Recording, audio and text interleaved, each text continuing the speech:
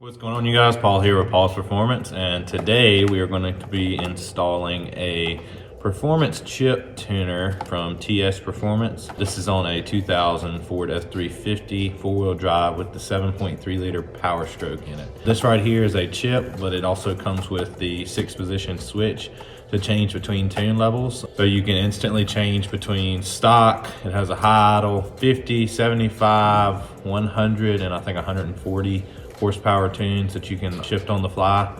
So today I'm gonna show you guys how to put it on. So let's get to it. All right, so first things first, you want to disconnect your batteries. I like to disconnect them completely for this job just because you don't want any chance of any sort of voltage in your PCM, because that's what we're gonna be taking off to put the chip in. So I like disconnecting my positives and my negatives off of the batteries. That way they're completely isolated. So make sure that's your first step. Go ahead and get both positive and negatives off of both batteries before you get started, and then we'll go to the next step. Go to the PCM right here on the outside firewall.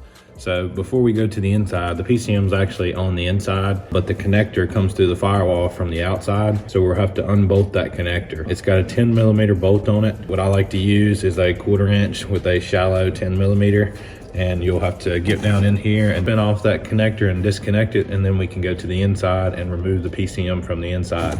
You could also remove the fender well to get a better view, but then you'd have to remove the fender well, which sucks. So I'm gonna try to get you a view, and I'll get it off, and then we'll move to the inside. So we got a view here. As you can see, there's a big 3 connector going through the firewall. That's not it. It's actually this one right here on the right. We'll block out that one. There's the one you're trying to get off right there. The one on the right side that's only one big long connector with a 10mm. So that's the one we're going to be getting out. Now we're inside in the driver floorboard on the left side here, where like the park brake cable is. You will see your PCM box here, and here is the holder that it is in, the plastic holder. So we're going to have to remove these 2 bolts here so that we can get this plate out. So start by removing these 2, I think they're 7mm bolts. So once you have those 2 bolts out, you're gonna have to wiggle this out of there. You can't pull it straight out. You're gonna have to pull out on it a little bit because it's gonna catch on this bracket. And then kind of, it's also gonna be caught in this rubber grommet too. And then we'll pull it right out of there. As you can see, it's not just gonna fall out. And it also, you know, it has these tabs on it right here that are going to be hooked into this, you know, metal bracket. So you're going to have to kind of tilt it away from there to get that out. So let's get that out and take it to the bench. Now we're here on my table, and I have already pulled the PCM out of this. It just pulls right out.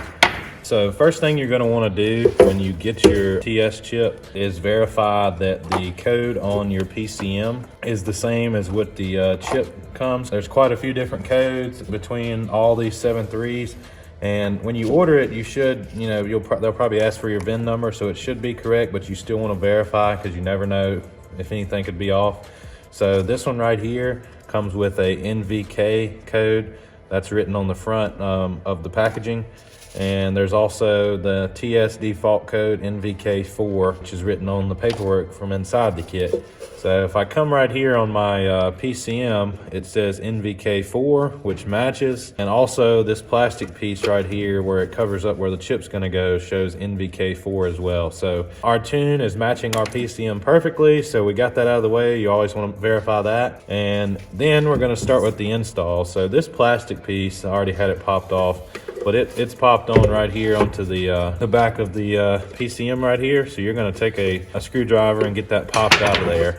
And when you see that, there will be a connector here that has pins on both sides, and you can see it's covered in this waxy grease. So we're gonna have to get that cleaned off, and your kit should come with a piece of Brillo so that you can actually clean these connectors off. You don't want to spray brake clean or do anything like that. You can take, you know, a knife or something and kind of get some of the heavier stuff off of here. Just be careful not to damage the board or the pins. And then you'll want to take this and clean these pins off and get all that grease out of there. That way we'll make a good connection with our chip, because here is our chip and our 5-position switch. And as you can see with our chip, we're gonna have, there's your connectors that are gonna go in there. They're nice and clean. And if you leave that wax on there, they won't make a proper connection. So we need to get that off of there. That way we'll have a nice connection. So let's go ahead and get that cleaned off and we'll come back. We got our pins nice and cleaned up here. If you're having a struggle getting some of that off, I have this little plastic scraper that I like to use to break up. I'll take it in here and I'll break up some of that wax a little bit with this scraper and then run the Brillo over it to get rid of it. But what you'll want to see is your connectors should start to, you should maybe see a little bit of copper on the end and nice and silver pins once you get it nice and cleaned off. So once we get that done, we're going to get our switch installed. So what I'm actually going to do first is we're going to try to get a little mock up here. So we're going to drop our connector down, but we're going to get our thing in here and get her plugged in. And she's only going to go in one way with the cable, so it's pretty good about that. But then we're going to come to our PCM here. And a lot of people like to cut out this big brick so that you can pull this in and out. Don't do that. This will actually hold the chip in straight. So once it's in the box, so you don't want to cut out this big hole so that it could fall out. I mean, you'd be hitting bumps and this thing could come out. It could, do all types of stuff you don't want. So really all you want to do is get your hole cut for your cable to come through. And that's really all you're interested in. So you can kind of get your mock up where the cable is going to come out. I'm probably going to cut mine about right in this vicinity here. So we're going to drill a hole right there with a self tapper and get our hole going through so we can get our cable going through this box here. So in order for us to get this wire through, you'll want to go ahead and if it's connected up, you'll have to get it disconnected from the chip. Be very careful with this. You don't want to break any pins or any contacts off, so you have to be pretty careful with that. But we got our connector here, so we're gonna have to make this hole big enough for this connector to come through. This is the smaller side of this connector, I believe. So I'm gonna use a step bit here, and we're gonna get this drilled out.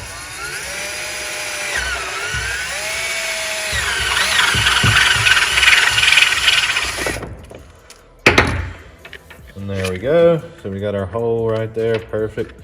So we're going to go ahead and feed that through our hole here. Plug her back into our switch while being very careful. I mean, this is a connector here. It is not going to fall out of that. So once we get that plugged in, then we're going to insert her into our PCM. Once we got her plugged into that, then we'll feed her back through.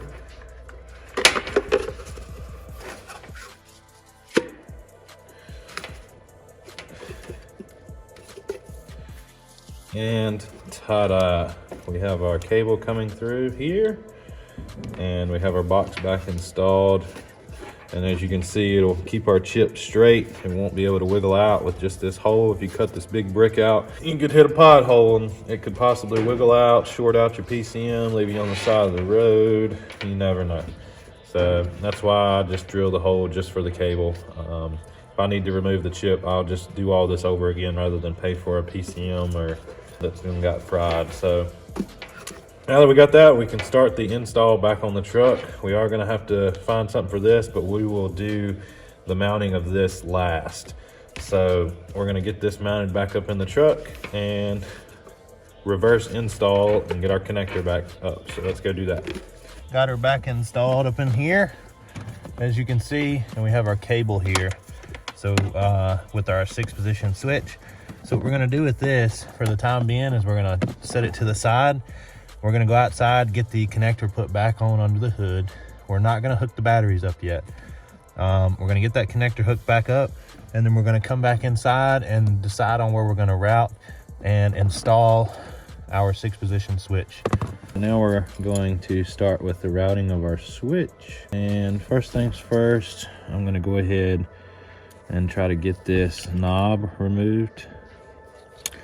So it'll be ready to come through the dash. It's got a little Allen head you'll loosen up, and then the knob will slide right off. It'll mount up through a hole. You'll have to drill a hole of this size and find somewhere up on the dash that you want to wire it. So we're gonna find a spot for it and go ahead and get our holes drilled, and then we're gonna route it up through the dash in the way that it doesn't hit anything, get it tied up nicely, and then we should be good to go. We have gotten our wire ran up. We got our panel off here, and we got our wire ran up to this point on the dash. I have my holes drilled here for mounting. We're going to mount it right here beside the column. So if you take this knob off, as you look, there's the hole for the actual switch, but there's also this notch, and that's what this extra hole is for, and that just keeps the whole switch from turning when they're changing tunes. There's also this one washer here that has a little groove in it, and if you take it out, as you can see right now, it's on 6 for 6 position, but this switch actually has, I think, up to 11 positions. So if you pull that washer out and stick it in the 8, it'll actually go 8 clicks. So you want to make sure you leave that in 6 if you only have 6 tunes. So once you have that, what we're going to do is we're going to stick her up through there like so. Once we get her stuck up through there, we're going to take our washer that we took off and our nut, and we're going to put that on there. Now make sure when you're drilling this second notch that you take the switch and actually figure out where you want one to be. I wanted one to be all the way to the left. You don't want to just drill an empty hole and drill a notch and then your one position be pointing, you know, over here, and then they have to turn it. So you want to make sure whichever way you want it. I wanted mine to be at a straight left. That way when they turn through the positions, they turn to the right, and to get back to stock, they just turn it all the way to the left. Once we get that tightened up, we'll tighten this nut up, and then we'll install our switch here. They'll also sometimes come with a little sticker that comes on here that'll say like 1, 2, 3, 4, 5, 6. This one did not, so it'll just be the switch here. So let's get this tightened up and get the switch on, and then we'll come back. Okay, so we have our switch installed. As you can see, my pointer is all the way to the left, so that's as far as it'll go. That's in the 1 position. I wanted it to be pointing this way. That way this is always stock. 1, so we got position 1 stock, and we have 6 tunes. So 1, 2, 3, 4, 5, and 6, and then it stops. If you change that washer from the 6 to any other number, it may go further. But like I said, this only has 6, so I set it on the 6th position. And if you set it on something like, let's say 3, then it won't actually go any farther than that. So like if you wanted to install this one and you didn't want anybody to use the 100 and, you know, the higher tune, you could drop it down to 5, and then it wouldn't actually go to the 6th tune. So that's just a little trick you can do there. But this one, he's going to use all of them. So we got them all there, and we got her installed. Now we're going to finish up tying up our wire behind the dash, install this back on, and then we'll go about maybe hooking the batteries back up. Alrighty guys, so now that we have that all tied up and installed and ready to roll, we're going to come back and we're going to install both of our batteries terminals, and then we're going to try starting the truck and go out for a test drive and see what happens. So let's get the batteries installed, and then we'll start her up. So now that we've got the batteries hooked up, we're gonna see if she starts up. If not, then we'll have to remove everything and re-clean our terminals. But if we got them clean enough, the truck should start.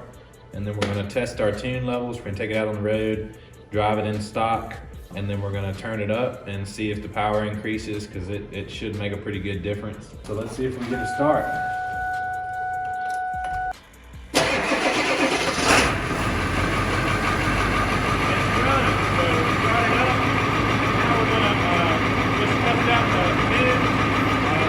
Particular tune has a high idle setting, so that's going to be the easiest way to test it out. So we're going to turn that on.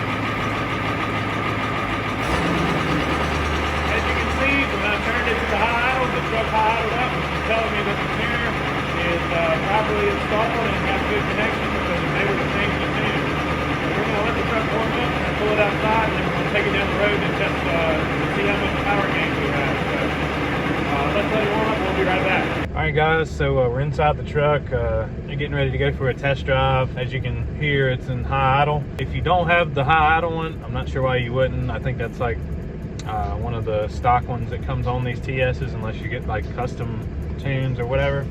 But it's usually stock high idle, and then you got 50, 75, 100, and 140, I think, horsepower ratings. And like I said, the easiest way that I like to test to make sure that the chip is actually working is to turn it to high idle. So I mean, right now I'm in high idle, and when I turn it back to stock, it drops back down. That's telling me that the tuner is operational because it's able to change from stock to high idle tune.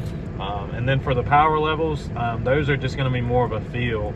And I will say, from these TS performance chips, they do pretty good, and you'll definitely be able to tell a difference. So I usually like to drive it on stock to my first like stop, and then swap it to a horsepower tune, because it's usually night and day difference. And if you feel zero difference, then there may be an issue. But being that we have the high idle working, and we can actually see and feel that, hear that working, I'm pretty sure they're going to work. But as far as the performance tunes, you'll just have to feel it out. And the best way to do it is to start in stock, because if you go to one of those tunes, the feel may be off.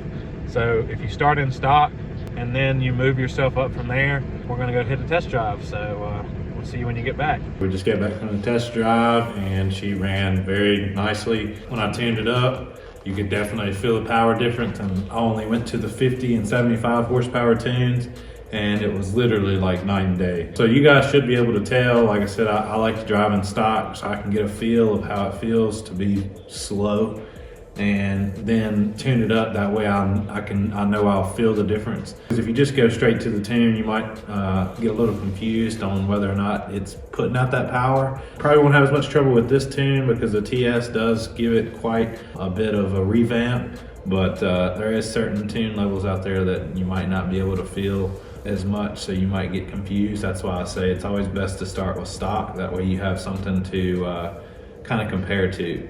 So that's how we got this tuner installed. It's all nice and complete, and see you guys next time.